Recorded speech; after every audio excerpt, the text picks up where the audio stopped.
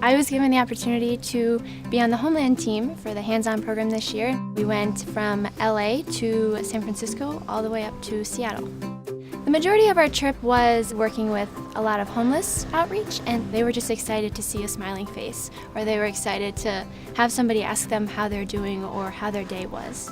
This summer I went on a mission trip to Haiti. The people there in the Salvation Army were very hospitable.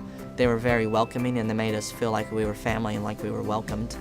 I had the privilege to go to Brazil on my hands-on mission trip. Most of our work was to work with the favelas, which was where all the poor people and the people that were outcasted and looked down upon were there. I went on a mission trip to Haiti. I really didn't know what to expect from that. I just knew that God was going to be revealing to me more about how He wanted me to live out my faith. It was amazing and beautiful, and the church there is super on fire for the Lord, so that challenged me. I spent my summer in Puerto Rico and St. Croix. We were able to help a lot of the Corps that we visited. We got to repaint 2 of their chapels, a job that they would have had to pay a lot of money for, and within a couple days, 5 of us got the job done. While I was painting once, I felt God speaking to me. I was so tired, and I was thinking about my relationship with God, and I was struggling with my pride. That was me trying so hard to hold on to what I wanted to do, and I wasn't surrendering my heart. So that's how hard God was trying to work in me in painting. So I realized that I just had to let go, completely surrender, listen to Him, and just do what He asked me to do.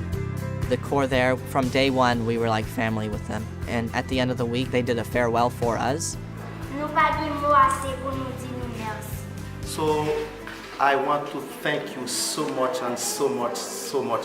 After they spoke, then we spoke about the impact that they had on us, because we were very much impacted by that Corps, just as much as they were impacted by us.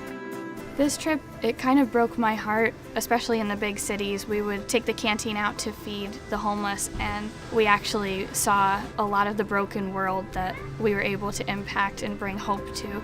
Even though there are so many issues with poverty and there's desperation there, they are so passionate for the Lord. When we went to the favelas, they were literally living on pieces of wood that are being held up on a swamp. So when we came in, the favelas actually kind of tilted over, and we got so scared, so we had to walk out and wait for a little bit and evenly distribute the weight. And I just couldn't believe they were so happy, and they were just so satisfied of how they were living, and I just felt so like,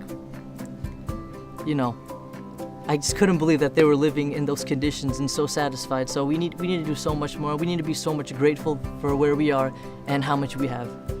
We are so blessed. When you think of hands-on, you think of traveling to a different country and going into things that you know nothing about, but here we are traveling just to the other side of the United States, and we were still impacted so greatly by the kindness of everybody over there. Kindness is so simple, but also so greatly important.